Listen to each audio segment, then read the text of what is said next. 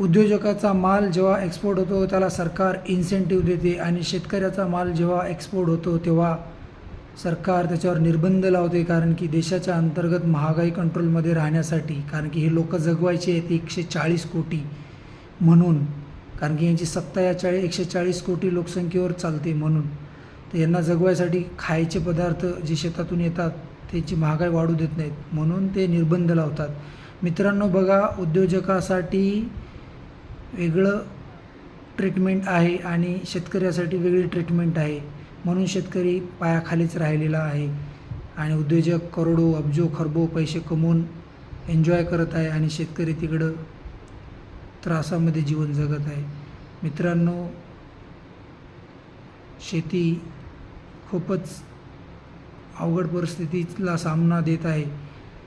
तर शेतकऱ्यांनी एक तर शेती करणं सोडून द्यायला पाहिजे, नंतर हेच इम्पोर्ट करतील बाहेरून, आणि नाहीतर स्वतःला जेवढं लागतं तेवढंच पिकवायचं आणि घरात थप्पी मारून ठेवायची. जय महाराष्ट्र.